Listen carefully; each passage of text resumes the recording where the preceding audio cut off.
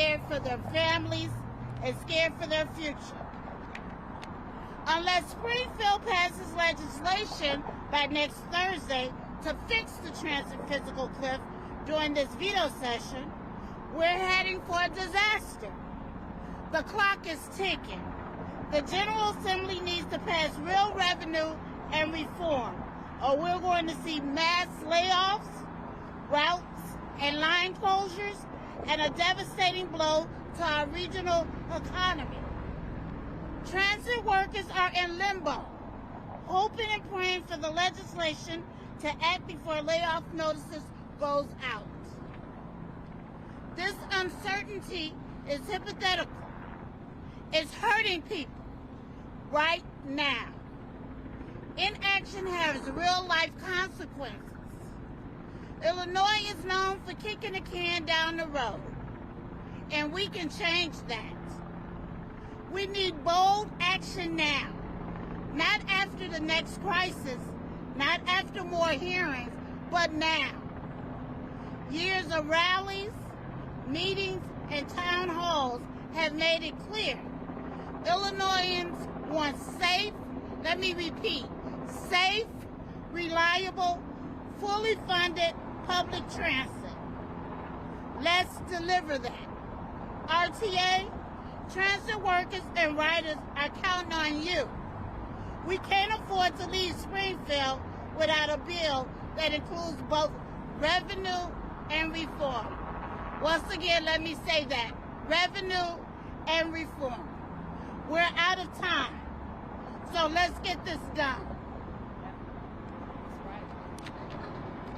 Now I'll bring up Keith Hill, President of Amalgamated Transit Union, ATU 241.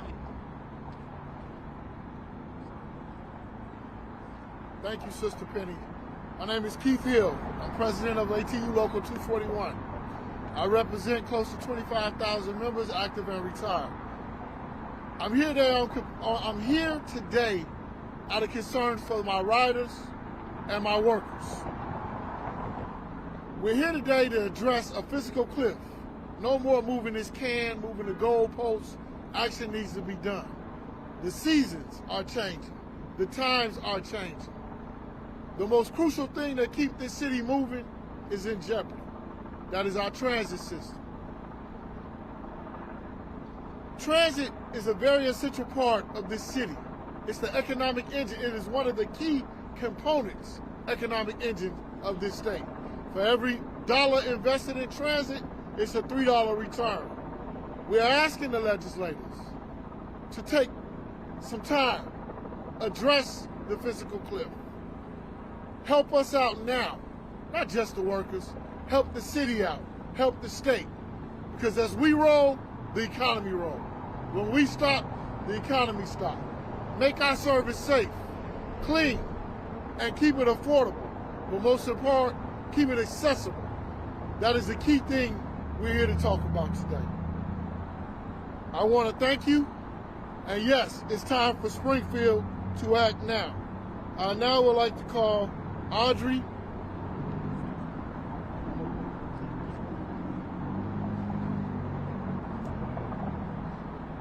Good afternoon. I'm Audrey Wenning from the Metropolitan Planning Council. I'm here today representing the Illinois Clean Jobs Coalition, which is comprised of hundreds of community, environmental, and advocacy organizations working to create equitable, clean jobs across Illinois. Transit jobs are clean jobs. A robust, reliable public transit system helps curb air and climate pollution by decreasing traffic congestion and encouraging active modes of transportation. Unfortunately, in northeastern Illinois, our transit system is in crisis.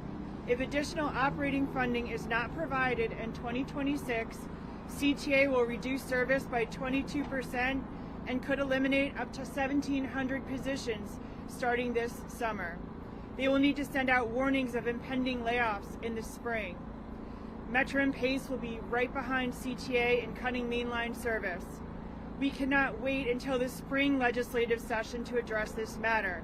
We must fix and fund transit during veto session next week. Transit is not something you just switch on and off. You cannot decide to fund it the day before you plan to shut it down. This is a large, complex system. More than 1 million people ride transit every day in northeastern Illinois. Outside the region, 54 public transit agencies provide 30 million rides a year to access 95 downstate counties. We need $1.5 billion in operations funds for northeastern Illinois and $200 million for downstate to build a world-class transit system. This level of funding includes crucial safety provisions for the Chicago region, like transit ambassadors and a safety task force comprised of police from the city, county, and state who will work together to strategically deploy police on our transit system to make riders feel safer. This level of operations funding means that people will be able to count on the bus and train at all hours of the day, and more people will ride the system. But since we're coming up on Halloween, there's also a horror film scenario. If we do not fix and fund transit, there will be less service, less funding for safety, less mobility access for people with disabilities, and more people will stop riding transit altogether. It's no secret that our region ranks number 2 in congestion nationally and number 3 worldwide. If transit collapses and thousands of former transit riders buy cars and start driving, will be paralyzed by congestion, will have worse air quality, and people will have to spend a lot more of their household budgets on cars, which average $50,000 for a new car at this time. Millions of people have to rethink how they get around every day. If we do not fund transit and have less operations funding from fares, transit agencies will have to make further cuts. This crisis will only worsen, and we will cause permanent damage to our transit system. Transit is the Chicago region's superpower. Many other regions want what we have. We cannot let this precious asset slip away. We must fix and fund transit now. And now I'll invite Leo to the podium. Good afternoon. My name is Leo Wong. I'm a current employee for CTA. I work for their signal department, represented by IBEW Local 9. I'm here today to stress the urgent need to address our region's transit fiscal cliff. As a CTA worker and a lifelong rider, born and raised in Chicago, I am deeply concerned. But I also speak from experience. I was laid off by CTA in 2011 during a period of fiscal uncertainty and restructuring. My story with CTA began May 8, 2006, following in my brother's footsteps. Coming from the southeast side of Chicago gave us an opportunity like these were rare. Joining CTA wasn't just a job, it was a path to a better life and try to build something better for our family and help our community. But just a few years later, that progress was suddenly at risk. Every day, my coworkers and I showed up wondering who will receive the next pink slip. When these pink slips started coming out, they would get rescinded, then get sent out again about a month later. The uncertainty and the mental stress alone was enough to just, it was demoralizing. It just, what a terrible feeling.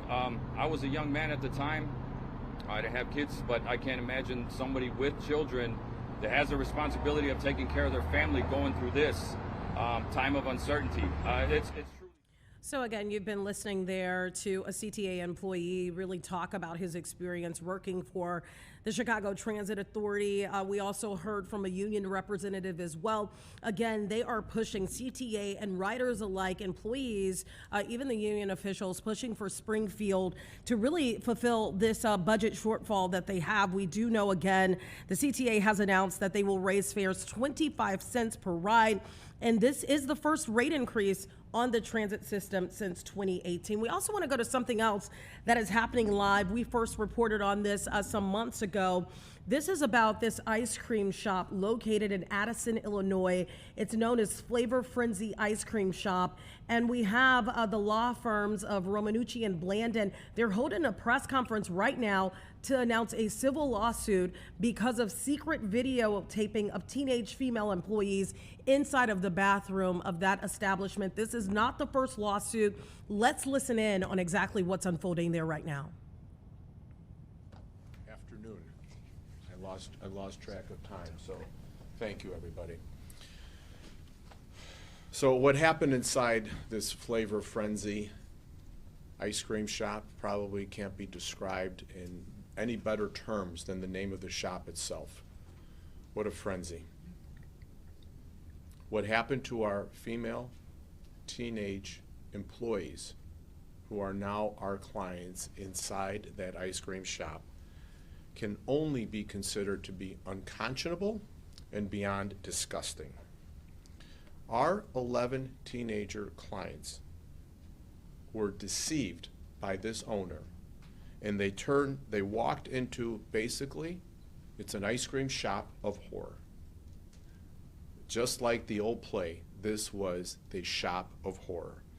They were exploited, they were shamed, they trusted Stephen Weisberg, and instead what happened, they got disrespected, and he turned this into his own personal peep show, just like the movie Psycho. And the sprinkles on top of this abuse are that these girls, that he was texting them outside of work, telling them to take an online purity test, asking them about the results, and touching them in unwanted ways on their hair, backs, and buttocks, in addition to offering them alcohol and gummies laced with THC. This disturbing behavior went on for at least 5 years, from 2021 to 2025. The female employees were between the ages of 14 and 17 years at that time. So you can see that he was exploiting girls, teenagers, who were not of the age of consent. So Romanucci and Blandon has filed a civil lawsuit against this Addison, Illinois ice cream shop and its owner for the secret videotaping of the 11 teenage employees in the bathroom that existed within this shop while they were working. You'll hear more in a moment about the lawsuit from the legal team. So the ice cream shop, called Flavor Frenzy, is located at 48 West Lake Street in Addison. This turned out to be an unsafe and unlawful place of business, even though everybody was welcome and invited to come in. And being said so, it was particular for these young girls. So this defendant, Stephen Weisberg, was the owner and operator of Flavor Frenzy. He used the business as his own personal vehicle to recruit, exploit, and endanger minor female employees. He instructed all female employees that their work uniform consisted of a shirt and tight black pants, and required them to model Flavor Frenzy t-shirts or other apparel for what he said were for website photographers. Now, what our clients did not know is that Weisberg installed a video camera in the bathroom. He replaced an electrical outlet with a secret camera.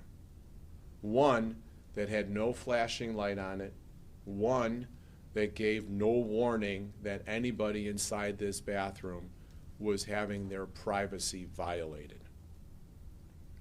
He required our clients to repeatedly change clothing in that bathroom purposely for business marketing means, he would give them bras and Flavor Frenzy branded garments so that he could record them while they were undressing. He controlled the teenage girls' uniforms, and because this was their job, they did what their boss told them. He instructed them that the bras should not be visible outside their shirts unless the bra matched the top being worn. When employees wore tank tops, Weisberg provided them with matching bras and directed that the straps be shown. In other cases, Weisberg insisted that employees either not wear a bra or wear a strapless bra provided by him. He then directed them to change shirts in the restroom under these conditions while he was secretly videotaping them. So that wasn't enough. Weisberg engaged in additional exploitive conduct. He intentionally cultivated personal relationships with some of the minor female employees by asking them questions about their personal lives, calling and texting them outside of work, discussing personal matters during work shifts. He exploited his position of authority over minor female employees by admonishing a minor employee for wearing pants that were not sufficiently tight-fitting, claiming the outfitted violated his dress code. He offered alcohol and gummies to underage employees while working on behalf of the shop at street festivals. He instructed minor female employees to take an online purity test, later questioning them about the results. He inquired into those test results. His inquiries were invasive, inappropriate, and they were even sexual in nature. He expressed the desire to hire girls with large breasts to work on a lemonade shake-up promotion. And then also on multiple occasions, Flavor Frenzy withheld wages owed to employees and or paid them at rates below the minimum wage required under Illinois and federal law. Once he got them into his shop of horrors, he did whatever he could to control them, not only as to what they were wearing, but even what he would pay them. He took advantage of vulnerable, young, teenage, underage girls. We will do everything we can to get accountability from this individual who was a predator to these girls. We will not stop even here. We will pursue legislation in Illinois. We will do whatever we can to protect not only these girls, but the entire community from having their privacy invaded and from having this happen again. And we will be pursuing that legislation. I will now turn it over to our managing attorney, Gina DeBoni, who will talk to you a little bit more about the lawsuit. Thank you. Thank you, Tony. The manipulation of teenage girls by this employer and business owner is absolutely disgusting. That cannot be overstated enough. He abused his position of authority and repeatedly convinced high school girls that they needed to change their clothes, their bras, and other clothing as a part of marketing while in a bathroom and unbeknownst to them. Our clients are brave. They're teenage girls who are now navigating uncharted waters.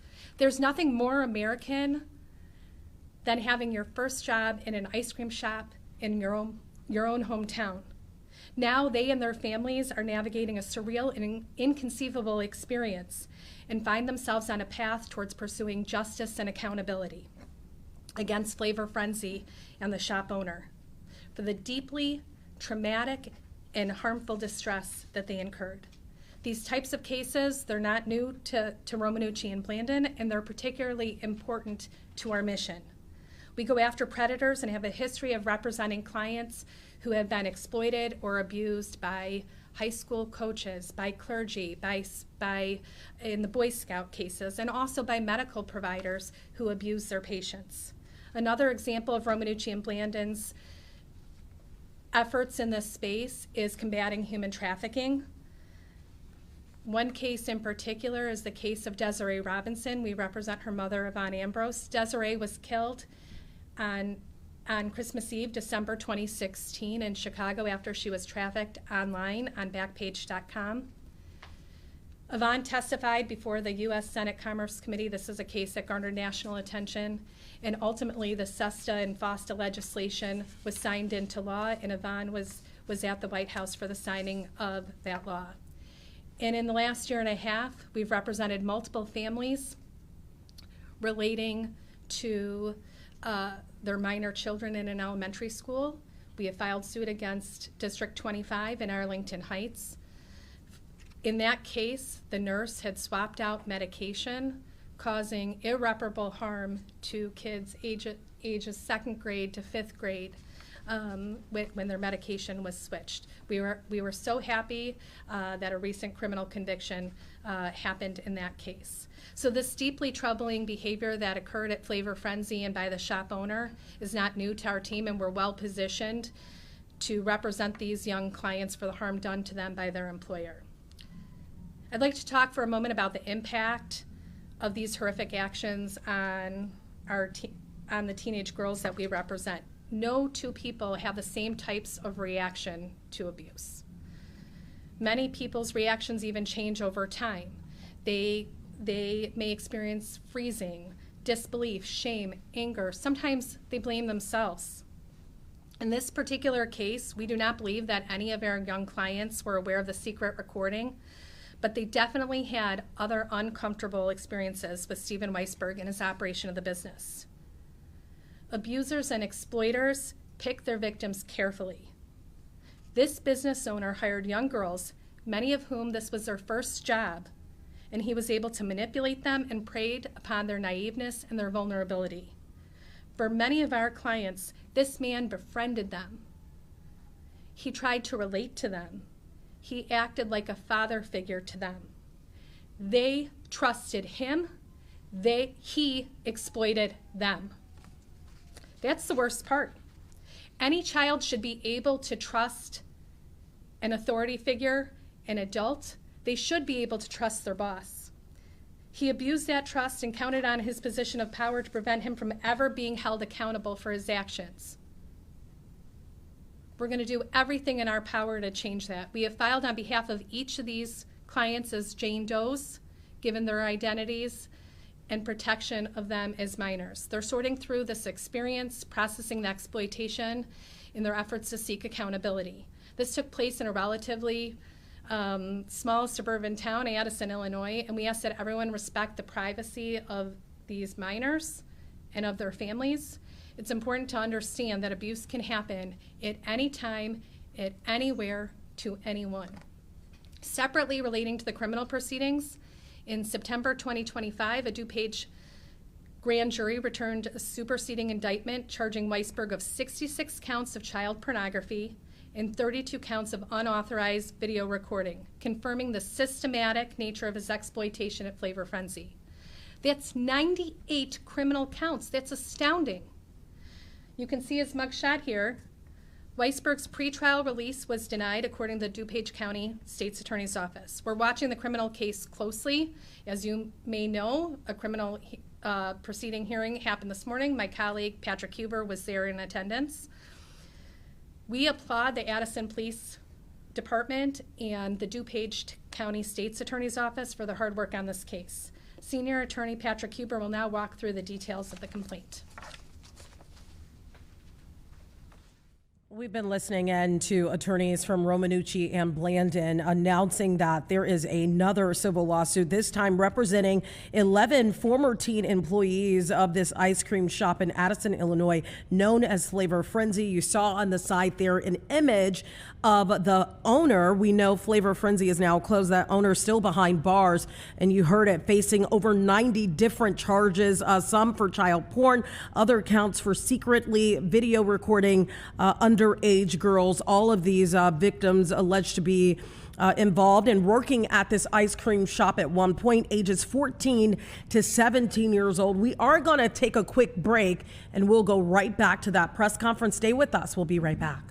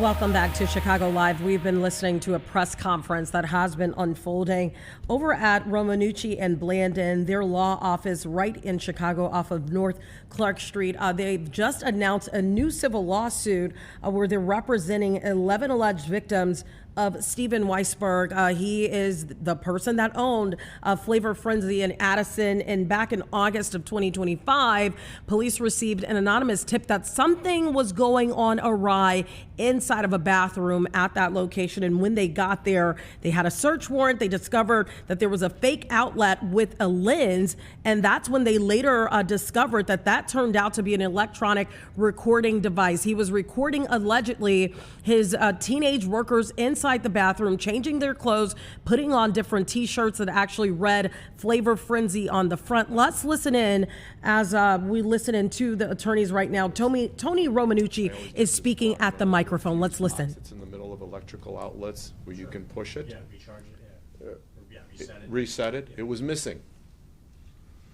That part was missing, and there was like a little hole there instead.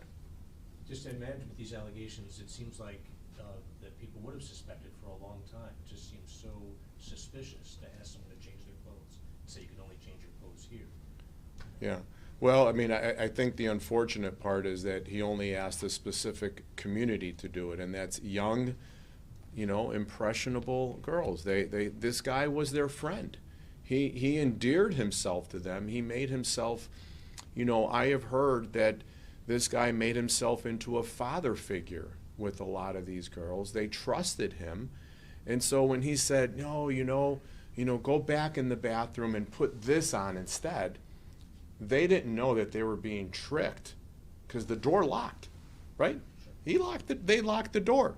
They didn't know that they were being tricked into undressing and then being video recorded. Is the ice cream store still in business? Is it still open? No, it's closed. And do you have any idea how long it had been? It's been around a long time, before 2021? Was it 2019? Yeah. Okay, so it only been in business a few years, and then this, Right. Allegedly these. Correct. Yeah. Correct. Is it a franchise, or is it this? Was he the local, the only owner? Does he have another location? Just a single location. Okay, so Okay. he was the sole owner, and this was his.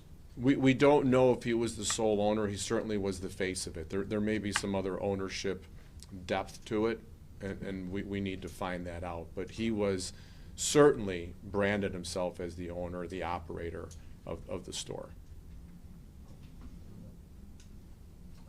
Can you talk about the legislation you mentioned? What legislation would that be Yeah. to prevent something like So this? we are working on some language. Let me just divert for a second. I'm a little bit of a tech geek, okay? And one of my family members last Christmas bought me a pair of those new Ray-Ban Meta glasses, and they have camera. There's a camera on the glasses, and you can take a picture or video while you're wearing glasses. But here's the difference. Unbeknownst to. Yeah, no. sorry. There's a light that flashes. A light comes on. If you're taking a picture or you're taking a video, when you push the button, the light goes on to warn people that something is happening. And indeed, I've done that, and people said, oh, those are the Meta glasses. So now let me get to the legislation.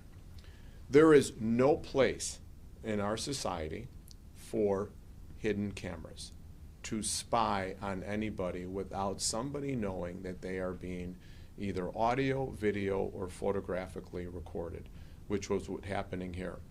So our legislation would mandate that any electronic recording device, when it's in operation, warn you either by a tone or by some sort of light to let you know that it's happening. You can't go, we don't want Amazon or any of these spy shops that operate to sell anything in this state unless it has either an audio or visual warning while it's in operation and recording. I was going to say, there's more than one part to this. You can easily get this stuff. I mean, you can set up a cell phone that you can't tell you're being recorded. Yeah. However, Illinois is a two-party state when it comes to recording. If you're out in the public, street and you're taking pictures and you happen to walk by, so be it. But when you're in the privacy of a bathroom, it's a different story. That is a different story. And so, of course, there has to be specific language, the way that it's written. But obviously, what we're talking about is your right to privacy, where the expectation rests. And Tony, I'll also add, one of the things you had talked about was having health departments scan for electronic devices. People have the ability to do that. Yes, certainly. Yeah. Take that from Another aspect of it is, for example, when the Chicago City Department of Health Inspectors looks at a restaurant, or DuPage County Health Inspectors are inside, that they have the equipment to scan for electronic recording devices where the expectation of privacy would exist. Can you talk about the damages being sought, how much money people are? Sure. So we have sought the jurisdictional limits, with the minimal limits. We will seek whatever is appropriate in terms of accountability. We don't know yet about the liquidity of the ice cream shop, the insurance that's available. We don't know, but I can tell you it's going to be maximum. I imagine for something like this, there might be more alleged victims who aren't a part of this now might then come forward. And they're seeing the bravery of seeing what's happening now. Is that something that does that often happen? That will certainly happen, because I have personally met, as my team has, we've met with all of these young teenagers.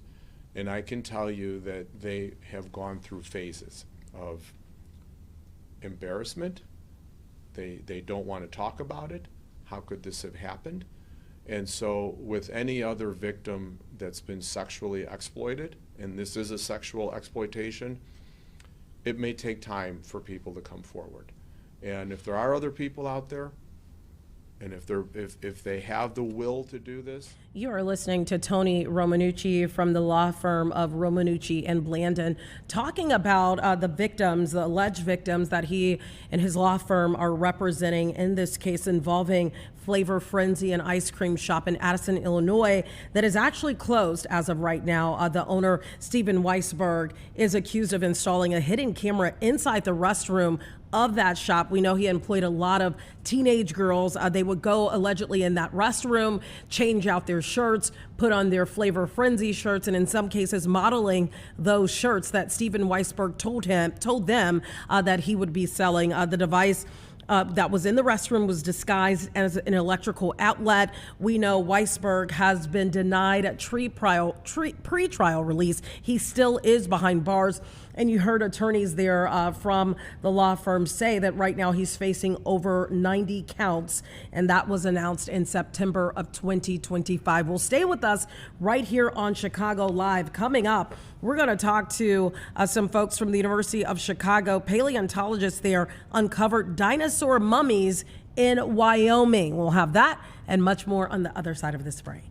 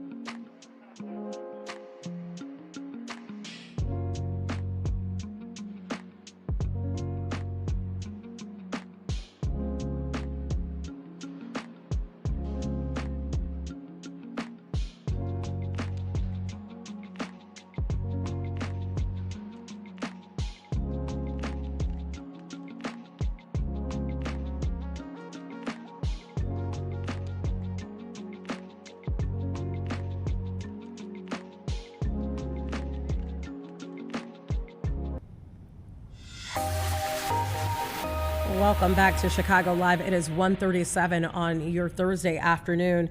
We're going to be talking to Paul Serino. He is a professor, a paleontologist over at the University of Chicago. And I want to kind of just run down a little bit more about his background. You probably know him because he has led major fossil hunting expeditions on several continents. That includes South America, Africa, Asia. That's just to name a few. And has discovered many new dinosaurs, including a crocodilian species as well.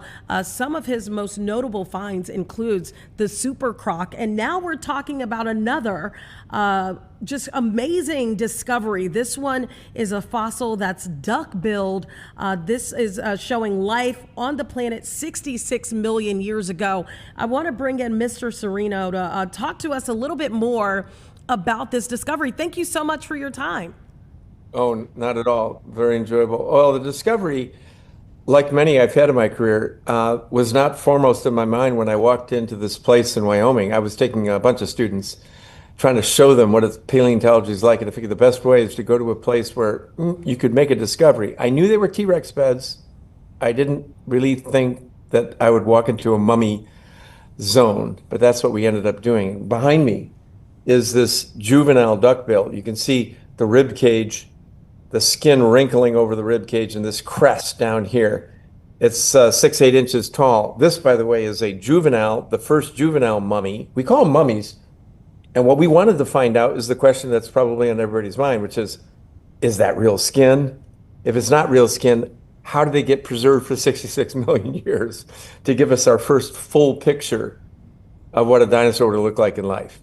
And the answer was actually rather surprising. I mean, it turns out to be very appropriate for Halloween. It's a clay mask that came over the skin, very thin, almost like the clay you put on your face to clean it. And the skin then dissolved away, the bones fossilized, we're left with this clay layer that preserves all the detail of the skin underneath. But to preserve it, you've got to prepare, you got to eat your Michelangelo preparators to go in there and just pick off sand grain by sand grain and leave the clay. But when you look close, you'll see the frill that goes across the back, you'll see wrinkles of skin, scales, and you'll see hooves on the hind feet. Okay, so I have so many questions. I got to pace myself here because this is really exciting to me. Okay, let's start with this. So you end up in Wyoming with a group of students. You're going there, and what are you going there to do initially before you stumble upon this mummy, quote unquote? Well, I'm going there to show, a lot of people walk into a museum, you see this mounted dinosaur, T-Rex or something, and you think that, well, maybe you find them in the ground that way. They just sort of come walking out. That's not how, it's very complicated. You find pieces and fragments, and then you get surprised. You find something. We found a Tyrannosaurus Rex at the top of the hill. It was in a 5,000-pound block. I sent the students home after they had their experience. I took out a bunch of teens from Chicago neighborhoods next, and they helped me jacket these bones. Giant concretions. Then we found the mummies of the duckbill a couple valleys away. Now, the real cool thing about this research is that the famous mummies that were found right there 120 years ago by a famous Kansas fossil collector. He put one of them in the middle of the New York Museum, the American Museum, beautiful mummy, upside down, looking just like this. And we found this one nearby. That's just the message for your listeners to say, we're finding more dinosaurs today than ever before. Don't think we found them all. There's a lot more out there. Okay, so I gotta ask you, I've always in my mind envisioned, going on one of these expeditions, so to speak. I can't imagine being a teenager from Chicago. You're just there. You don't know if you're gonna find anything at all. And this discovery happens. What was the reaction from some of the teenagers from Chicago neighborhoods who maybe have never seen anything like this before, unveiling this? The reaction is sort of mind-blowing to be participating in it. That's why we do it. And we're going to open a science center in a month. We're going to announce a science center because getting your hands onto things scientific is how I became a scientist. I actually struggled in school, but I learned out of school. The kids that came with us in Wyoming were just absolutely blown away. Some of them, all of them graduated. They went on to do various things. One of them became a star beautician who has invented a sparkle makeup and we're having her paint the hooves of this dinosaur online, and we're going to have a contest about who can make the most beautiful dinosaur hooves. This is a door opening for many kids haven't been out of the city to go to Wyoming. You know what the reaction was in Wyoming for the ranchers there? They surprised us with a mud fight. Oh my gosh, it was the most amazing thing. The kids had so much fun. I have a photograph of them completely covered head to toe in mud. They collected a tyrannosaur. They got into a mud fight. Their eyes and minds were opened. Wow, that's amazing. Okay, so what's the next steps in all of this? Okay, so you have, the fossil behind you. You have, the bones. You mentioned the clay mask over the bones, and that was sort of the skin. What's next in really delving into this discovery that was made? Well, I tell you, what's next, other scientists are going to be looking at their mummies saying, is this what happened to our mummies? Is this mummy-wide? Or is this something peculiar to the mummy zone in Wyoming? And I don't know the answer to that, but it's going to stir up a lot of science. It's a big surprise because people thought this clay template mechanism only applied to deep sea organisms, soft organisms in marine trenches, but obviously you can preserve a dinosaur this way. Next up, we got some more mummies. And so stay tuned. They're coming out of the mummy zone, and we are going to see dinosaurs again, like we've never seen them before. This is the first dinosaur we can be confident we understand what it looks like from head to toe, literally. And we're going to produce another one. I want to go back to a few things you said. You mentioned the clay mask. You mentioned the hooves in particular. What does that really tell you about this particular duck-billed dinosaur? What does that tell you about its life and its existence 66 million years ago? Well, one of the things that it tells us, it seeps in. Now you can actually see the hooves. The hooves on the hind feet they look like taper hooves. They're shield shaped, they're wedge shaped. The hoof on the front limb is very slender and it points down. It actually had more of a horse hoof on the front. That was the only thing touching the ground. On the hind foot, we got a heel, a fleshy heel, and then 3 hooves going forward. So very different anatomy on the hind foot and the forefoot. We don't have that in mammals. A cow hind foot looks like a cow forefoot. A horse hind foot, 1 toe. The forefoot, 1 toe. This is how mammals are built. They're very coordinated. They use 4 legs. A dinosaur is not like that. This dinosaur would use 2 legs when going fast, 4 legs when going slow. The anatomy of the legs are very different. That's just one example of how we really are absorbing what the flesh is telling us. I mean, the other thing is that I think you can see even from the film, you can see these tiny little wrinkles here. This skin was very thin on this dinosaur. It had tiny little scales, no bigger than a lizard. I went into the literature to find out, an animal this large is going to be producing heat. Where does the heat come from in a reptile? Does it come between the scales? I mean, there's no hair, there's scales. Where does it come from? Where does it escape? Where does it absorb? How can we have tiny scales on an animal that's going to get as big as T-Rex, and the next mummy we're going to announce has the largest scales we've ever seen in anything bigger than anything alive? What does that mean for the biology of these animals? So there's a lot of questions, and that's what paleontology is truly great at, forcing us to rethink about the animals that are right in front of our noses. So any indication that this particular animal at the time lived in water, was always above ground, was walking around, what did it eat? Are there any indications of any of those questions, any answers? Yeah, this formation, it's called the Lance Formation. We named the rock layers, formations, is very well known. And we created an animation that starts with a katydid on its skin because katydids were around and they look actually pretty much like they do today. We know a lot about the plants, the animals, the insects of this time period from 100 years of work and many fossil beds. And so we know that this animal was roaming the coastal plains in herds. There are bone beds that I have dug with students out there in Wyoming and South Dakota that are 1/4 mile long. Hundreds of thousands of individuals washed over the course of dying over the course of a couple seasons. But every once in a while, one of them gets preserved intact, like you see behind me. And so that gives us a really good idea of this dinosaur. But we know Tyrannosaurus rex, and we're learning more, but we don't think we know everything. There's going to be an announcement of, other species, but we know very well this animal was living on hard ground in a verdant area that stretched from Montana all the way down through Wyoming and further south. An amazing beach. Triceratops was rare, but it came in every once in a while, and one got trapped right in the mummy zone. Tyrannosaurus was always a threat. We got one in the mummy zone. And so those are the three most famous dinosaurs from this period, but there were a lot of others. There were raptors, so we know a lot about this time zone. So what happens next? Does the University of Chicago keep it, preserve it? Does it end up in a museum? How does that process work?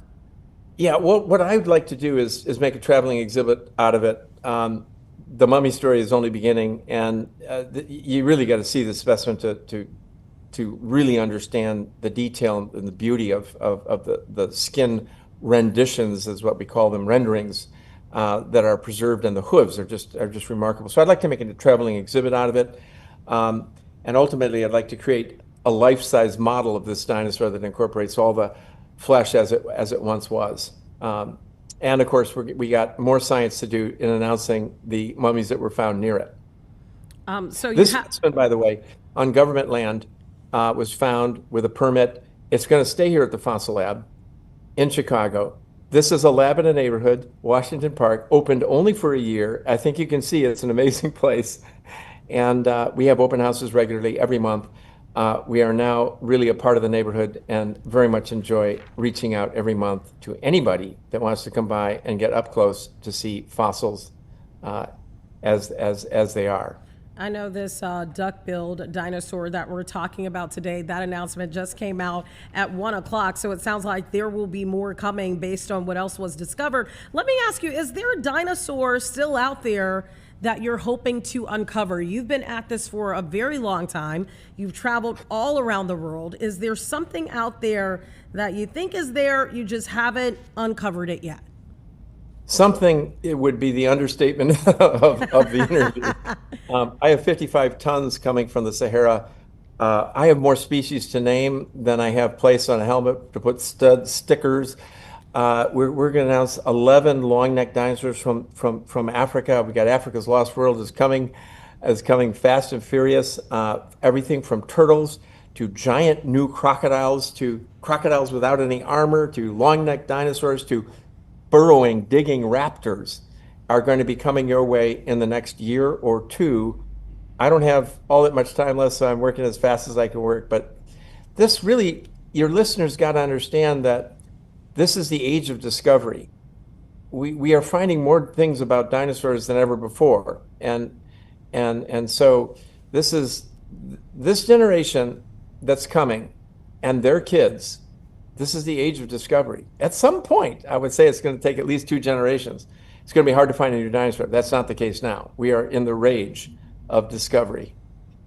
And why is now the age of discovery? Is it technology? Go ahead, I'm sorry. Yeah, no, it's technology partly, but it's also Fox News telling the story of dinosaur mummies, and everyone's going to hear about this. They're going to read about it. I worked in the Sahara when, in the center of the Sahara, you could run into a nomad that had never seen a picture of a dinosaur. Then came Jurassic Park, Zoo, and iPhones, and everybody knows what a dinosaur is, especially when you put a value on it. Everybody knows. And so people find them. I just came a month ago from, guess where? The Amazon, where we have found a brilliant new dinosaur from Brazil.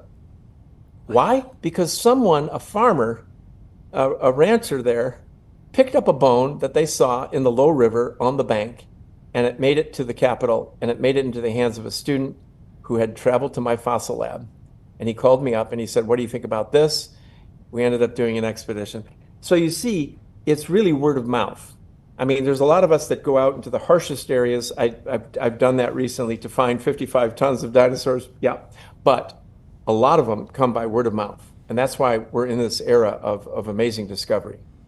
Paul, I find you to be absolutely just really jaw-dropping, some of the work that you've done. You know, growing up here in the city of Chicago, personally, I wanted to be an archaeologist. I knew nobody in that field. It didn't happen for me. How did you end up in this world of paleontology? You know, I wrote this story for National Geographic. There's a a woman. Now she's a woman. She was a little girl, 12, when she wrote me a letter in Hyde Park here to come to work in my lab.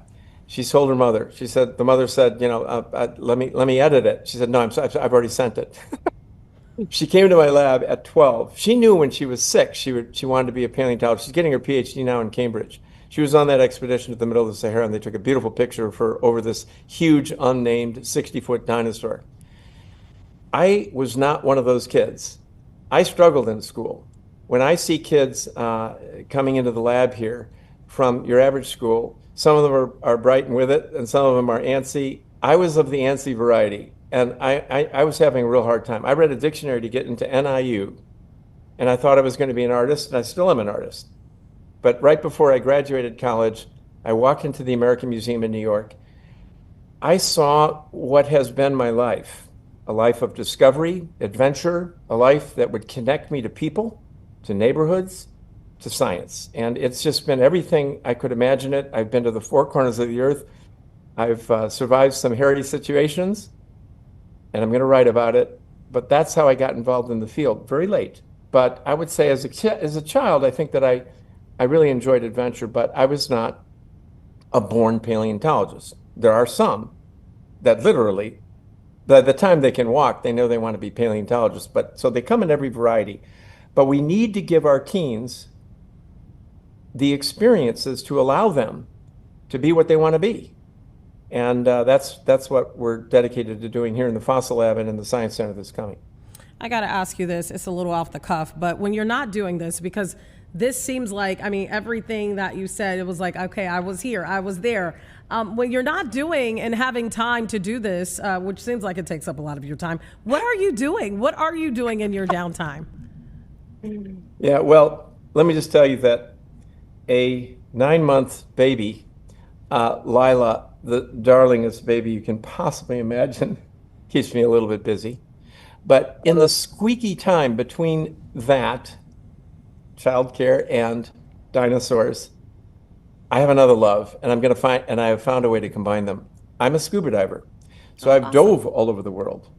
I'm actually a tech diver and a cave diver, and I'm not going to tell you exactly what, but I've found a way to combine diving and dinosaurs. It's unbelievable, so stay tuned.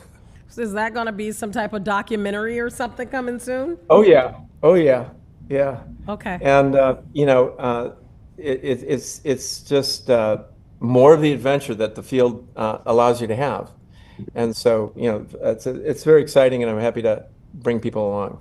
We got to come spend some time with you. I feel like you're one of those people that we could spend probably weeks with and find some really just remarkable content and news and everything else. Paul Sereno, it's been an absolute pleasure speaking with you this afternoon. And hopefully we'll have you back because you said you have a lot more of things that you need to announce. Other dinosaurs. So we're looking forward to talking to you about those. I wrote some of what you said. You said 11 from Africa.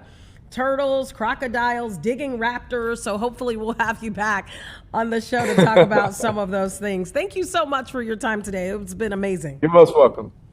All right. Well, thank you so much for tuning in to Chicago Live. We are not done. We have a lot more, an entire hour more of content coming your way. Stay with us. We'll be right back after this short break.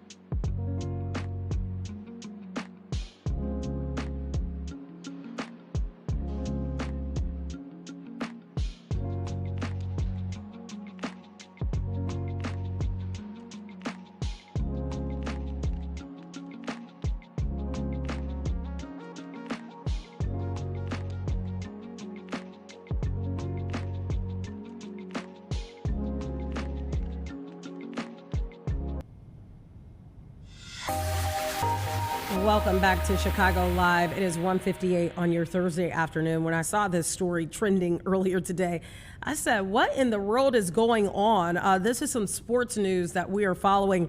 And I'll just read you some of what we've learned since there was a press conference earlier with the FBI. The Portland Trail Blazers coach, Chauncey Billups, Miami Heat guard, Terry Rozier, and former Cleveland Cavaliers player and assistant coach Damon Jones have been arrested. This is all part of a wide-ranging investigation related to illegal sports betting and rigged poker games backed by the mafia. Listening to that press conference, I was blown away. They talked about this underground poker gameplay that would happen. X-ray tables were used.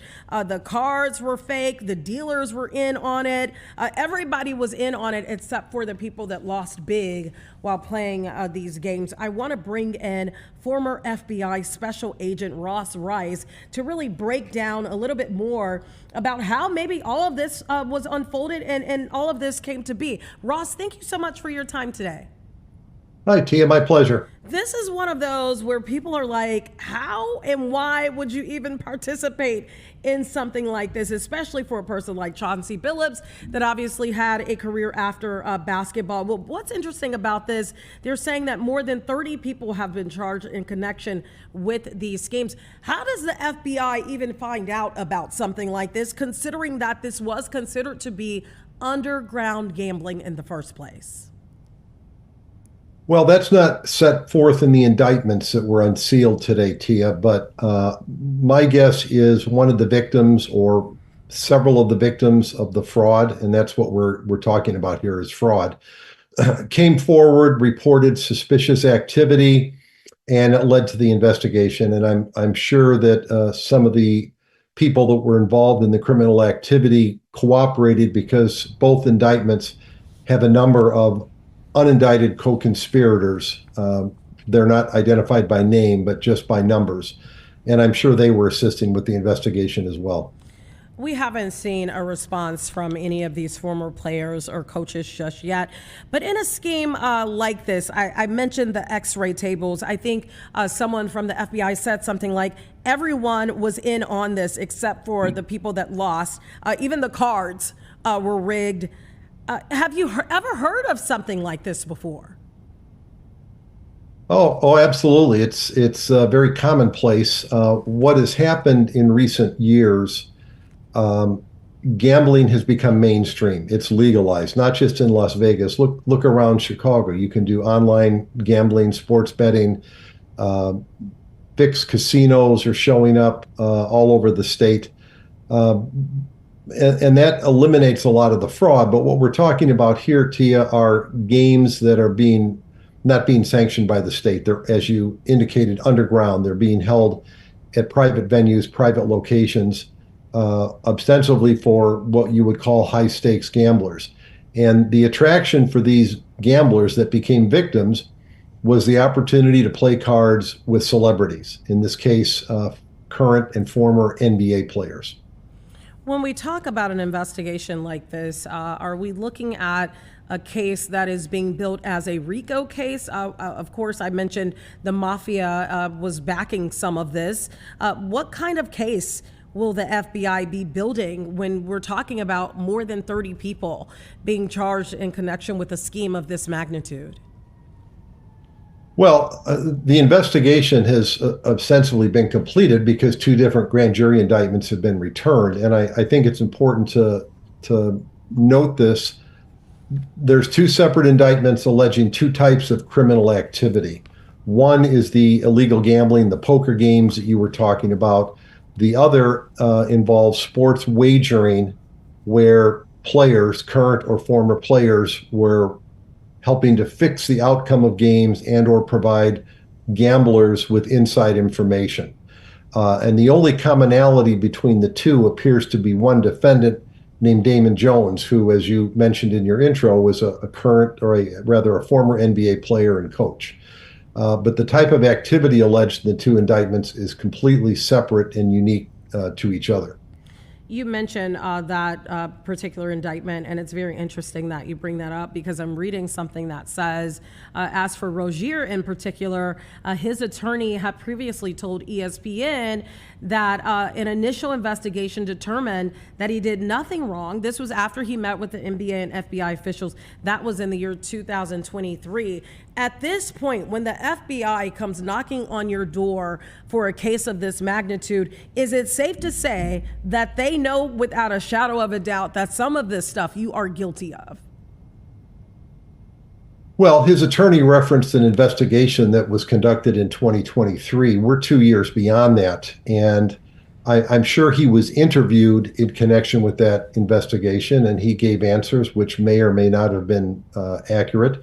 But that doesn't mean the investigation stops. And if you get other people that are coming forward who were part of the scheme, and they're able to corroborate the testimony and the information provided by others, the investigation is going to go forward. And obviously there was sufficient probable cause for a federal grand jury to return an indictment in the Rozier case, charging him and 5 others with wire fraud. There's no RICO charge in either indictment. They're straightforward fraud cases: wire fraud, Hobbs Act extortion, money laundering, and running an illegal gambling business. It will be interesting to see how this unfolds, if there's even videos of maybe people posing as players at some of these tables. Ross Rice, it's always a pleasure. Thank you so much for joining us today on Chicago Live. Thank you for your expertise as always. You're quite welcome, Tia. All right, see you next time. All right, we are following a story that has definitely made headlines all across Chicago and even beyond. ICE raids taking place in the city. We do have Little Village officials. They are preparing right now to speak before the media about some more recent ICE raids. Let's listen in on exactly what they have to say. Actress, according to me, in my mind. And I didn't know I was going to be a part of the Gestapo reality show. I witnessed firsthand the disorder and the chaos that these federal agents, ICE and CPB, bring to our neighborhoods. Once again, they were here yesterday creating havoc, and they are here again today. But so are we. And we will continue to be here as many times as we need to be here. We need to get them to understand that we are not going to go anywhere. Our community needs to understand and know that they are not alone, that we are going to stand with them every day, and we are going to show up for them every day. And we'll see, we'll play this getting tired game and see who gets tired first. They come to our communities, and once again, one car almost hit me today. They are driving down our streets, around our schools, trying to injure us, trying to scare us. The community is angry. We are angry. And we need to let them know that we are together. We are coming together not just with the Latino immigrant community, but with the Chinese immigrant community, with the Islamic immigrant community, with the Arabic immigrant community, with the Polish immigrant community. We are in solidarity with each other, and we will continue to be here. And with that, I'm going to bring up to the mic Alderperson Mike Rodriguez.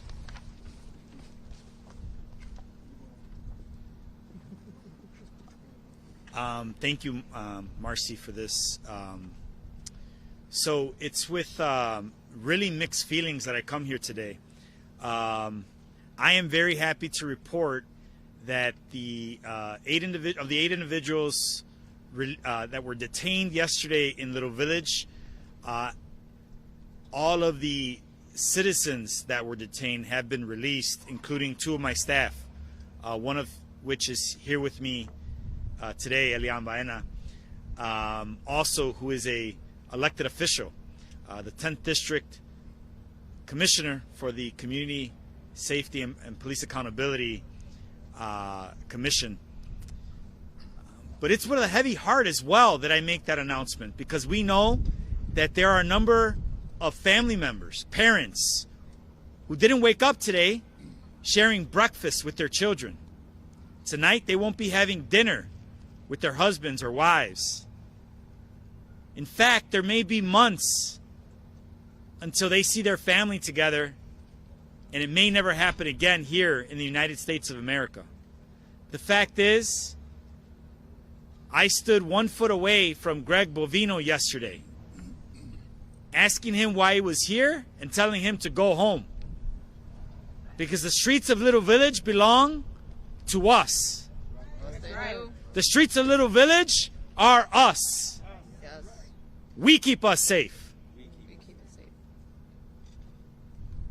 Today I'm here also to announce that my office at 4035 West 26th Street, right off of Pulaski and 26th, in the heart of Little Village, will be an immigrant triage center for the family and loved ones that have been kidnapped by this federal administration.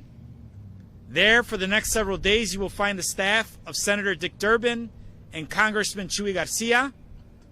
Also, I think we just confirmed the mayor's office will have staff, and we're looking at potentially the governor's office as well. We'll have staff with us in my office for the next 48 hours at least, because we believe ICE will be back. I'm sorry to say that, but we do think that ICE will be back. But let me tell you something. We will be ready. We will stand united. We will stand ready to push back. We will stand ready to exercise our First Amendment rights. And we will stand ready to support not only the immigrants of our community, not only the citizens of our community, but people who are our brothers and sisters, who are our neighbors, who are our loved ones, and who are our family members. Brevemente en español, soy Mike Rodríguez, concejal del Distrito 22. Quiero anunciar de que mi oficina se va a convertir a una oficina concentrada de apoyar a las familias y los sus seres queridos de nuestra gente que sea secuestrado por los agentes federales de Donald Trump.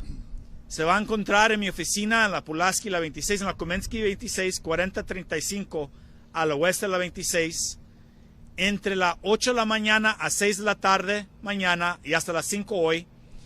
La oficina de Chuy García, congresista, senador Dick Durbin, oficiales del alcalde y el gobernador van a estar en mi oficina apoyando a nuestros residentes, ciudadanos y sin papeles que sean impactados de esas redadas ridículos que han pasado ayer y hoy en nuestra comunidad y que estamos esperando tristemente mañana y los siguientes días.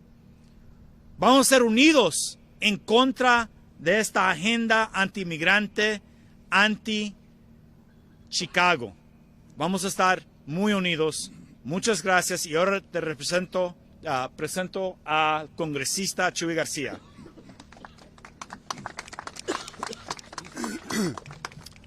Good afternoon, everyone.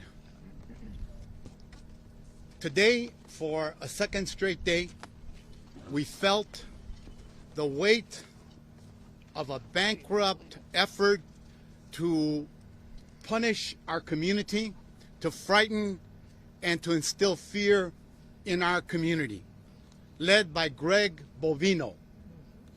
Why did he come back again today? Because our community stood up and confronted him yesterday. Yes. And the community pointed out how morally bankrupt this operation is, how economically damaging at the national level and at the local level it is, and most importantly, what a trampling of the Constitution ICE is carrying out throughout the country. And we stand here today resolved to continue the resistance, to protect our community, to defend our community. I've lived here for 57 years, and I've never seen the type of shameful practices and tactics employed by ICE and other federal agents. Cowardly, that's why you cover your face. Cowardly, that's why you cover your name. Because you're not proud to serve, because you're not serving anyone except the evil forces that seek to oppress us, to drive us into the shadows of society, and to make us silent. But we're not silent. We're here and we are morally defiant because we're on the right side of history and of this cause. I'm proud to announce that tomorrow a fact-finding delegation of members of Congress, numbering almost 20 from across the country, will be here to document what has transpired and to return to Washington to fight for the rights of immigrants and the rights of everyone who wants our democracy reclaimed and restored. That will happen tomorrow. So, Little Village, Chicago, Illinois, sanctuary locations across the country, you are not alone. We hear you, we appreciate you, and we intend to act. Thank you. Muy buenas tardes. Por el segundo consecutivo día, esta mañana, nuestra comunidad fue atacada nuevamente por un equipo de agentes federales que moralmente son corruptos y están en la bancarrota. ¿Por qué regresaron por el segundo día? So we have been listening to officials on the ground in Little Village talking about what they're calling 2 days straight of ICE raids there in the community, and starting tomorrow at the 22nd Ward office of Michael Rodriguez. We've heard that Chuy García will have representatives at the office along with Senator Dick Durbin, the mayor's office, and others. They're calling this a fact-finding delegation looking into the activities of ICE on the ground in Chicago. So we just heard it there. That was just announced right here on Chicago Live. That is breaking news. The first time that we're hearing of this delegation being put together. And you heard Chuy García say that he's been living in the Little Village community for 57 years and has never seen anything like this, calling out Greg Bavino specifically. We know that the ICE agents have been led by Greg Bavino and the ICE activity on the ground here in the city of Chicago. So we are listening in as we learn more about these ICE raids. You heard the first woman who took to the podium say that ICE agents have been driving recklessly in the community. She was nearly hit today.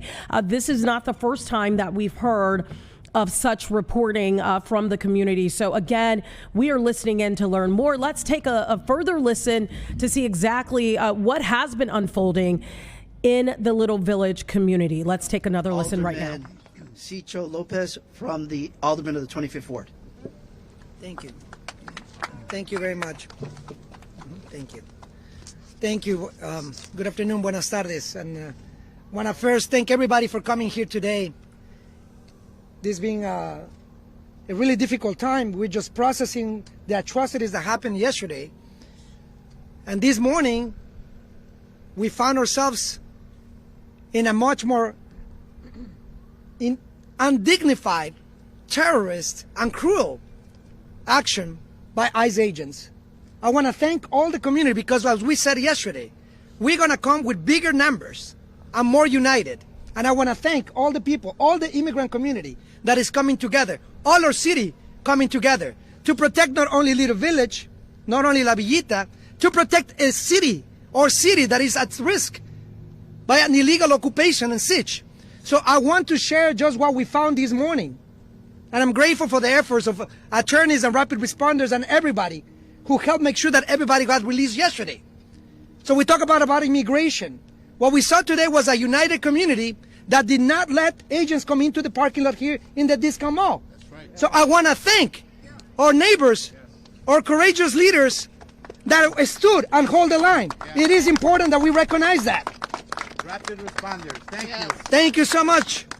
And I want to thank in particular the person who was arrested today was the security guard at the Discount Mall that was arrested for asking a judicial warrant. That, by the way, a federal judge demanded that they fulfill.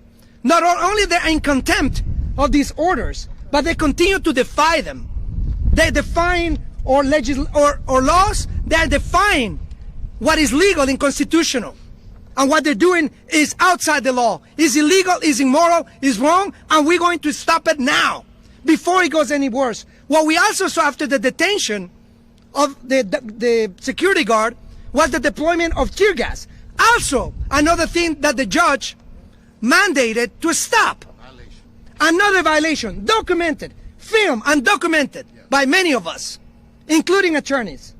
And we told Bobino yesterday, and we told him today, you are in contempt of judicial orders. And as he held a tear gas on his hand, he did not dare to deploy another one. So he knows what he's doing. He knows what he's doing, and we must hold him accountable. As the mayor said, if the Congress and Senate, I'm glad Congressman Garcia is bringing a delegation, and I invite all the media, international media, to come and see the terror that they're deploying in our city. What they did after that is even more despicable. They went and they hit and they abused and they hit a minor. That's what they did just outside, behind the shadows. So they brutalized a minor and they arrested another 16-year-old that is still in custody. And we demand that they release these innocent people who have not done anything but protest a tyrant, a dictator, someone who is trying to impose terror in our city. We're demanding immediate release of everybody, or security guard, or minors, and all the residents are being arrested without judicial warrants. And that needs to be emphasized. That's terrorism. That anybody can be snatched from our community. There was another gentleman who was another Pilsen resident that was detained in 21st and Paulina going to work. They are not criminals. These are neighbors. These are people going to work, going to school, going to hospitals, and these cowards are even waiting for people outside churches. That's who they are.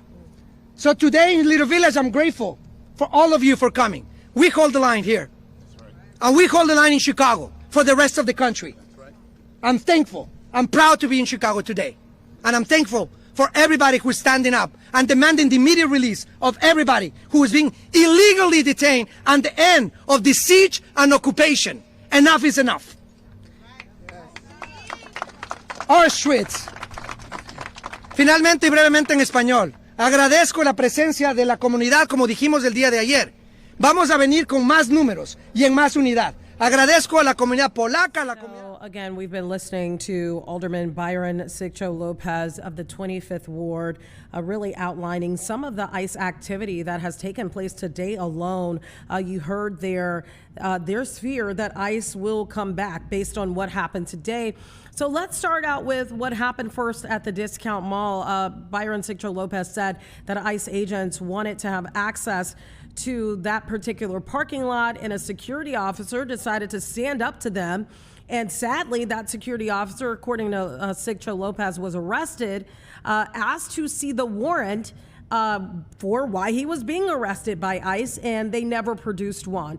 There was also someone on their way to work this morning at 21st and Paulina. According to Sigcho Lopez, that person doing nothing wrong, has no background, simply going to work.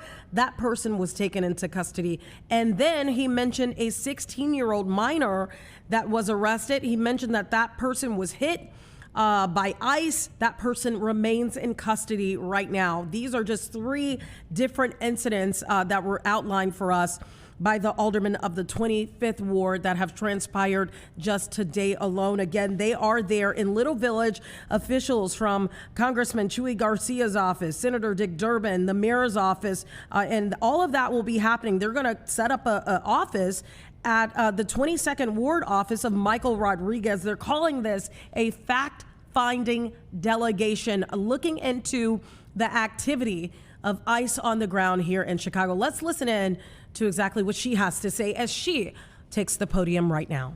Goes beyond that as well.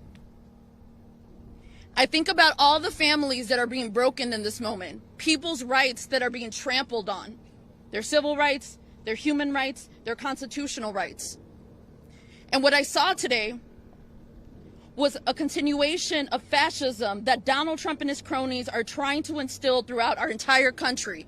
What I witnessed this morning was a community fighting back with nothing but its words, and again, the belief in the Constitution of this country, the belief that we have the constitutional right to protest, to lawful assembly, the belief to fight back for our dignity and respect of our communities, for our humanity. That's what I witnessed today. That's what I witnessed yesterday. Now, we know, and what I've spent most of the rest of this morning and afternoon doing was passing out masks so that my neighbors, my constituents, wouldn't inhale the gas, the tear gas that ICE deployed. That is state-sponsored violence. And we're not taking this seriously enough. And when I say we, it's not the people that are here. I am talking about the people that are watching us right now. It's not just the peoples here whose rights are being trampled on. It is all of us.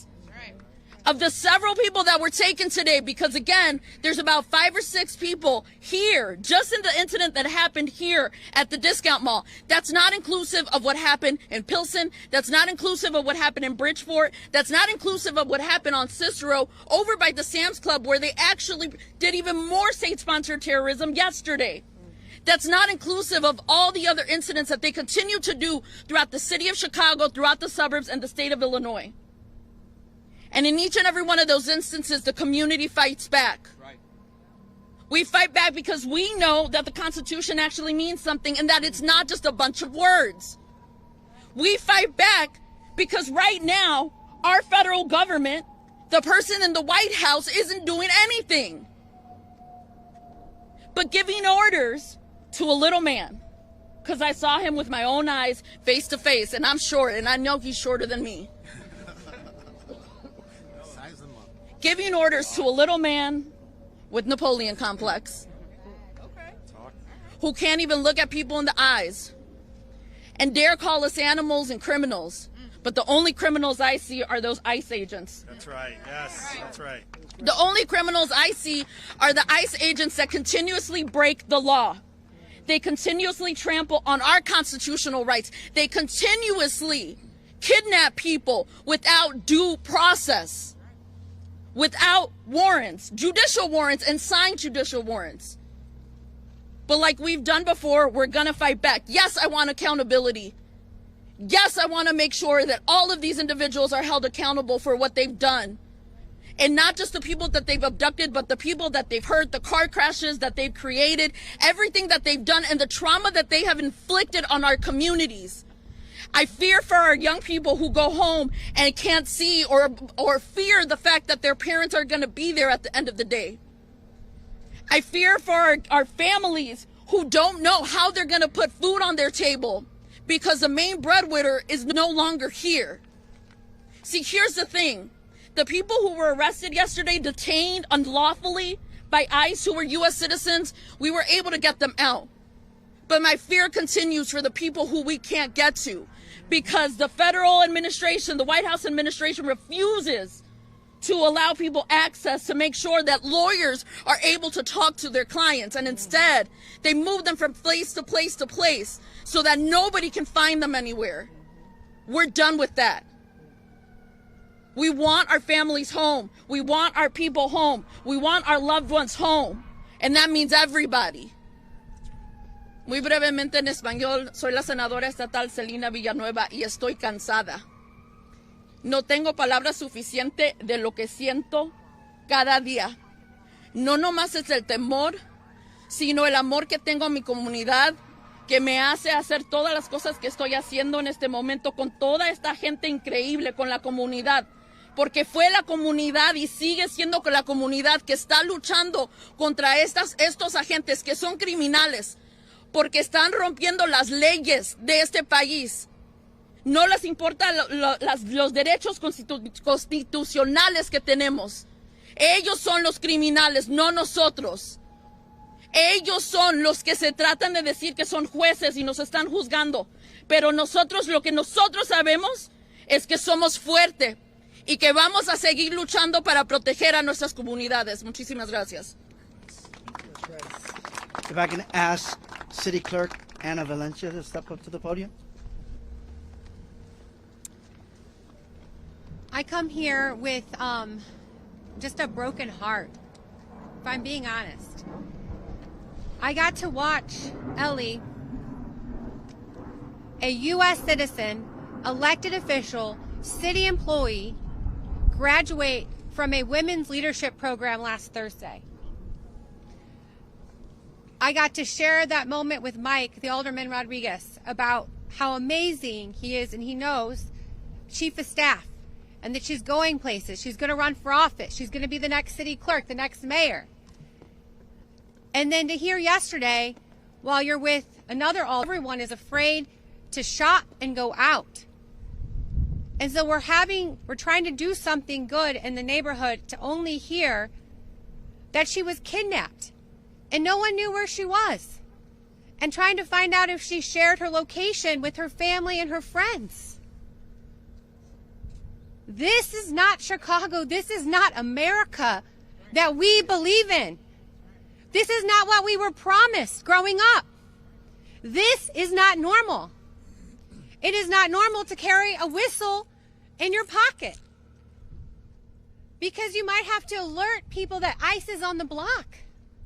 And so the media, please, please, please share the facts, because not everyone is getting the facts that what is happening in Chicago can happen in St. Louis, in Kansas City, in any rural community in Illinois. It can happen tomorrow to your neighbors. And where will you be in history? What will you do? What will you tell your children you did to stand up? Because this group behind us is exhausted.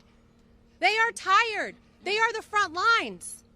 So I'm asking Chicagoans in every neighborhood, please help us and volunteer.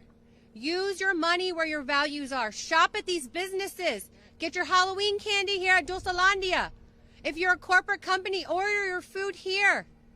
Buy your coffee here, not the Starbucks. Please, and come help support your community, because we need it. We can't just be on this group and our first responders, which I'm so happy that we have these rapid response teams. But we need all of you to get involved now. You can't be on the sidelines any longer. We need you to speak up and speak out and carry this message that what is happening is illegal and not normal. People are being kidnapped without any indication of where they're going. So please, media, share this information so that we are not only standing here, brown people alone. We need all of you, our white, our Asian, our black, our faith leaders, our civic leaders, our corporate leaders, to come here with us too and be a little inconvenienced as well. Get a little uncomfortable with us as well, and share what is happening in Little Village and beyond. It's on all of us. Thank you.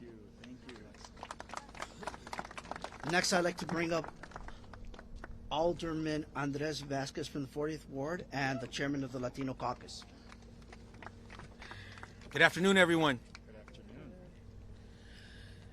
I think we're all tired, but we're all furious.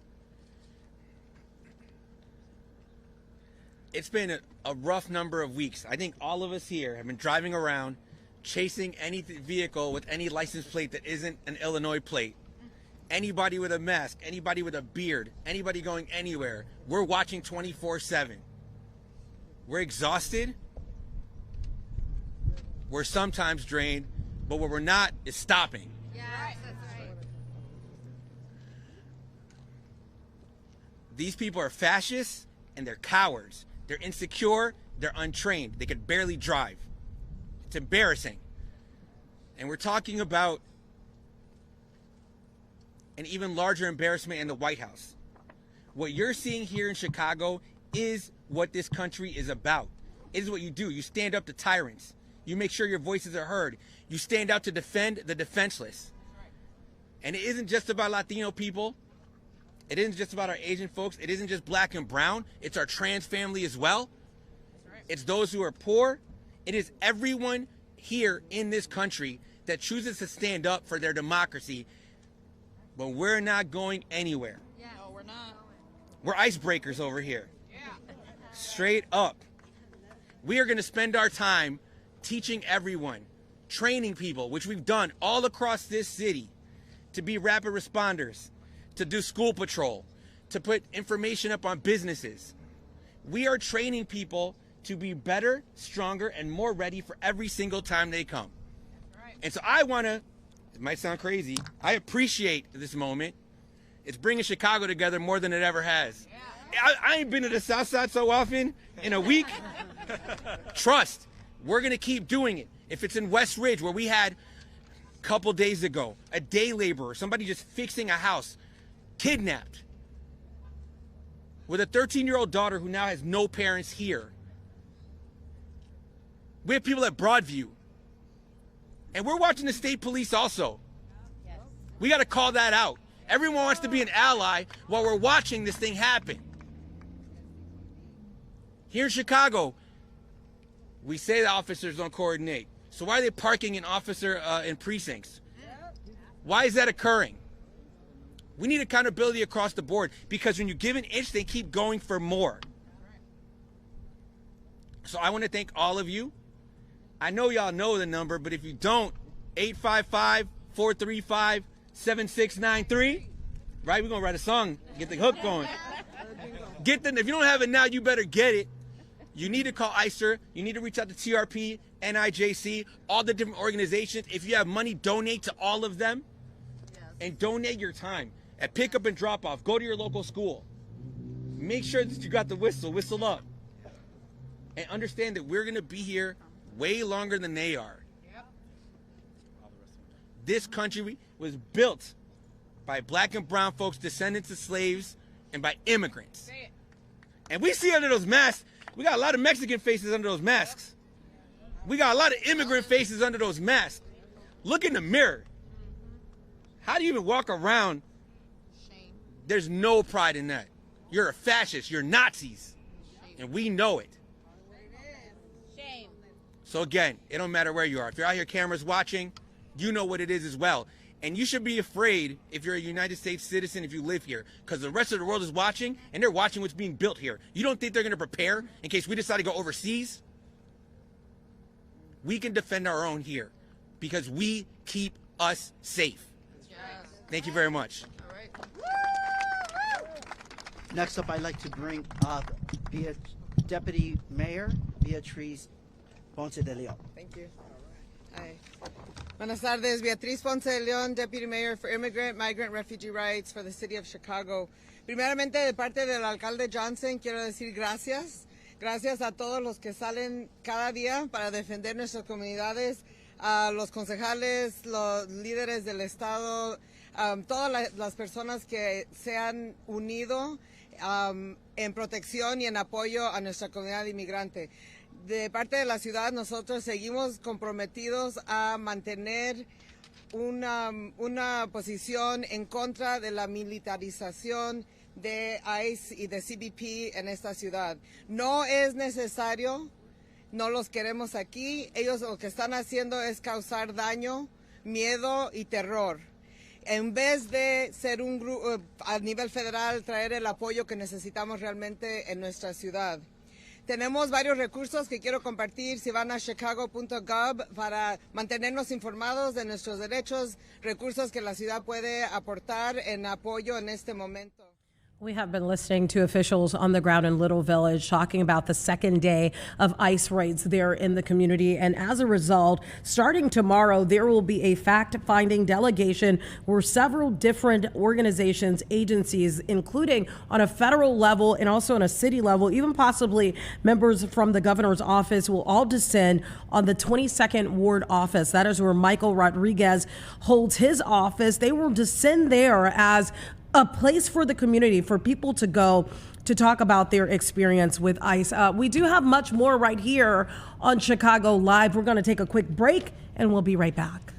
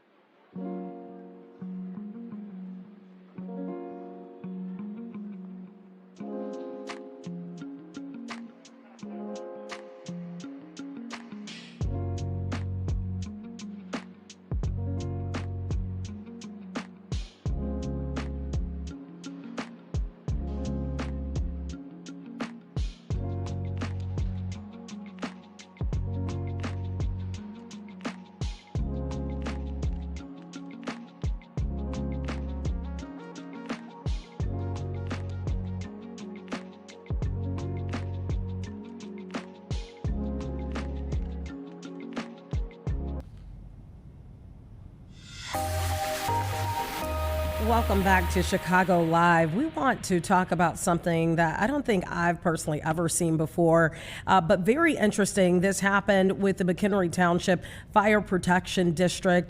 They responded to a request for assistance from Hickory Creek Farms located on McCullum Lake Road.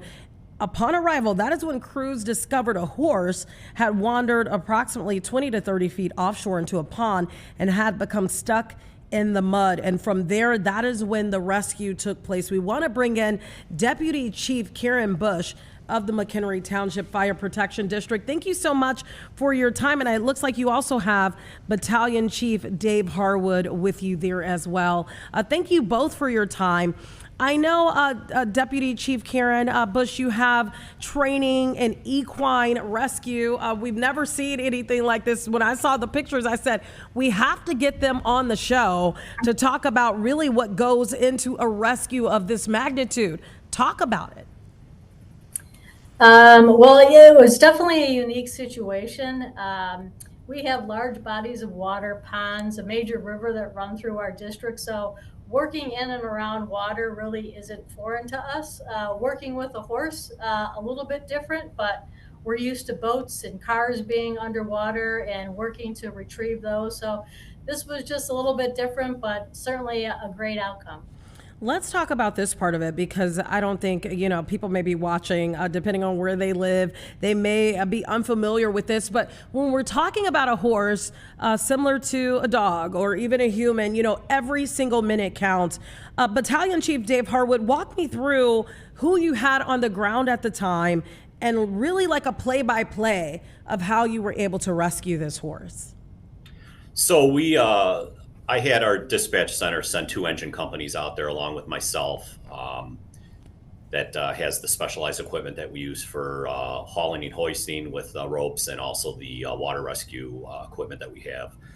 So what I pictured in my head on the way there was exactly what we saw when we got there. So with the 2 engine companies and myself, there was 7 of us. We immediately met with the staff from the farm and trying to figure out exactly what the best angle was going to be. I mean, we had in our minds, again, Deputy Chief Bush, we train for hoisting and hauling and water rescue, but not a horse. So we need to talk to the horse experts, which is exactly what I did when I got there, to come up with a game plan. I had ideas, they had ideas, and a great, collaboration between those people and ours. We got a plan together. What we did is, number one thing is I wanted their people out of the water because they were going to get stuck themselves in hypothermic. They were in the water when I got there. So we removed them from the water. And then I suited 2 of our firefighters. I had them get in our cold water rescue suits, and they deployed to the water with ropes and a heavy duty sling that eventually took a little bit of time, a little bit of help from the farm. And the people that are familiar with horses, we were able to get the sling underneath the horse, and our 2 firefighters that were in the cold water rescue suits were able to coax the horse back as close to shore as possible. And then with the assistance of people from across the street that also have horses, they brought over a skid steer, and we put a haul system together and were able to lift and methodically pull the horse out of the water without hurting it.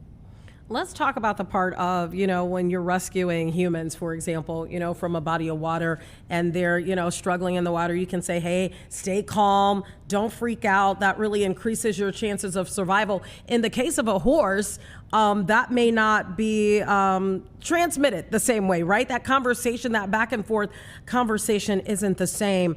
Talk about, the horse, once you kind of got it to kind of come closer, the condition the horse was in, and then how long did this rescue take? So the whole thing from start to finish from when I got there was approximately 45 minutes. I'm not sure how long the rescue attempt was being made prior to us getting there. My assumption would be probably not very long. So about 45 minutes to answer that question. And then the one thing that we had going for us with this incident is the horse was exhausted. Hypothermia was setting in, and which calmed the horse, which allowed us to probably put our firefighters into a closer area of the horse and they didn't have to worry about getting kicked or bit. The horse really didn't put up too much of a fight. Once we got her out of the water, a little bit different story. She quickly started to regain her senses on what was going on. But again, we had hypothermia and exhaustion working in our favor.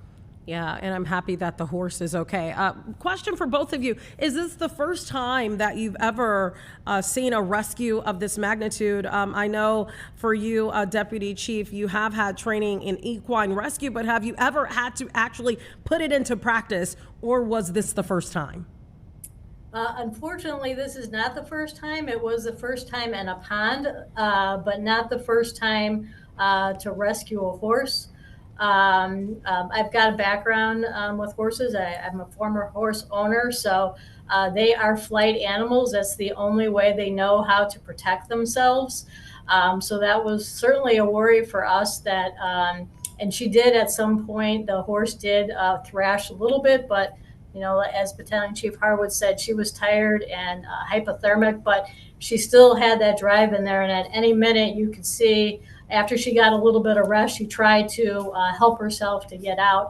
But these aren't frequent occurrences, but unfortunately in the area where we live, there are a lot of horses, a lot of farm in our area, and we do on occasion respond to these types of emergencies. It's not just fortunately, this was a great outcome. Yes, it is a great outcome, and it's not just house fires. You're doing it all. We appreciate both of you taking time out of your schedule to come on our show today.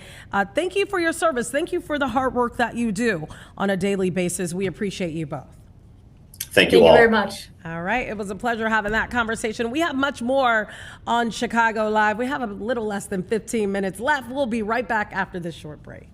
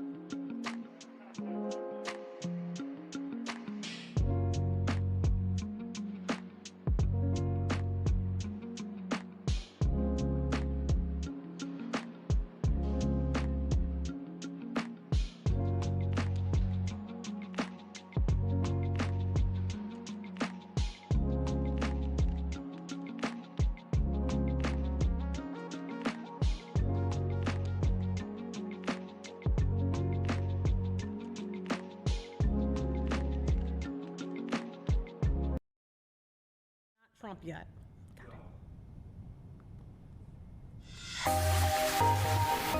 Welcome back to Chicago Live. We do want to take a quick look at the big board. We do know that the stock market today, there's been some activity. The Dow and S&P 500, the NASDAQ futures had a wobble as oil prices jumped. And then Tesla did fall after some earnings reports came out today as well. As you can see, not too shabby right now, actually in the green. So that is some good news because it didn't start out as smoothly earlier today. Of course, we have much more on Chicago Live. We're actually going to go to a press conference coming up after this break where President Donald Trump has been speaking. This has everything to do with the president's Homeland Security Task Force, and we want to listen into exactly what the president has to say. Stay with us. We'll have that on the other side of this break.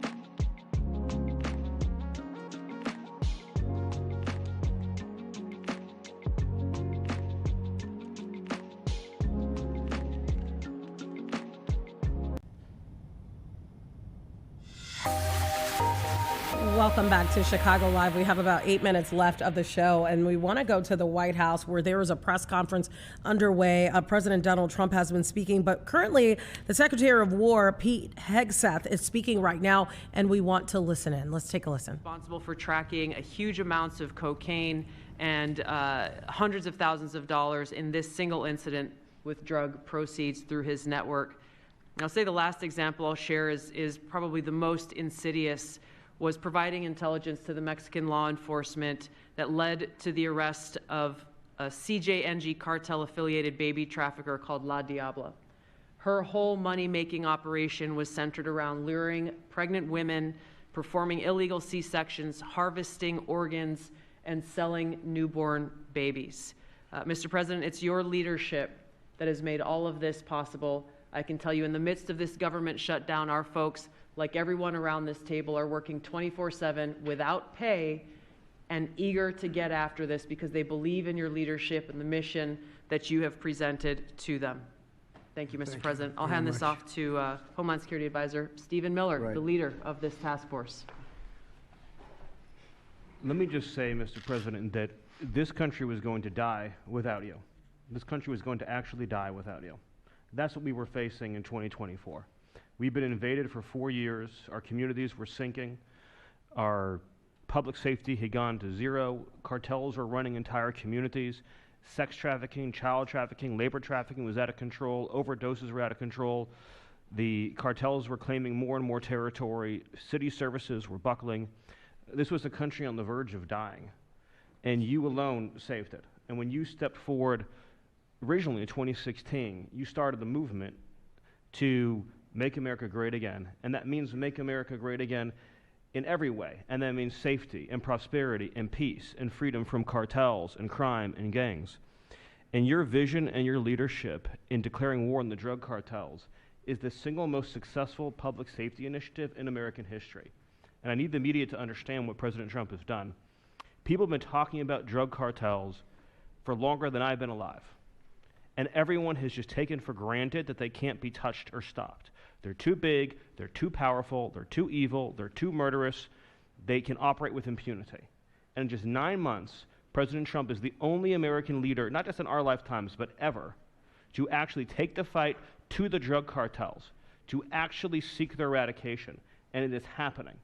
And so while the Democrats are shutting the government down and fighting for free health care for illegal aliens, look at what President Trump has assembled here. He's assembled a team under his vision, direction, and leadership that is saving hundreds of thousands of lives. Hundreds of thousands of lives. And only President Trump could have done this. And I will say one last thing, which is that his courage has been an inspiration to everyone else in this room. There are people in this room, I'm looking at, for example, at Todd Lyons, who have been relentlessly doxxed and harassed and threatened. But when they see President Trump's courage, what he's been through for 10 years to save America, when they came after his family, his businesses, his safety, his freedom, everyone at this table knows we can give whatever it takes to get the mission done. So President Trump, thank you for your leadership, your boldness, your courage, and your vision. We're honored to serve underneath you.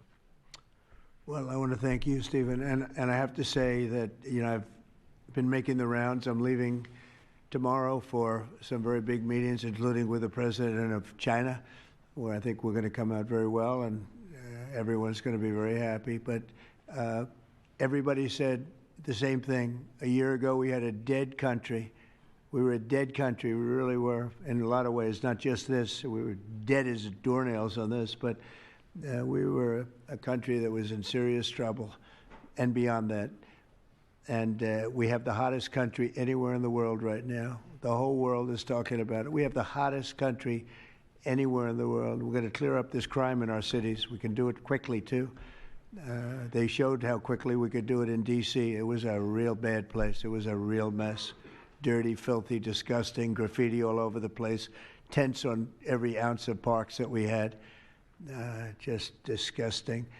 And I rode around last weekend. I rode around the city. I felt very safe in that car, but, I would have done it without it. I wouldn't need that car so much anymore, I will tell you. But the place was clean. We've started that also, not only law and order, but the cleanliness is important. I think cleanliness is almost a part of law and order. If you see dirty, disgusting streets and potholes all over the place and railings falling down and graffiti all over the beautiful statuary marble columns, those gorgeous columns where they had graffiti, it's all gone. And I think it's a part of it. I really do. I think it's a big part of it.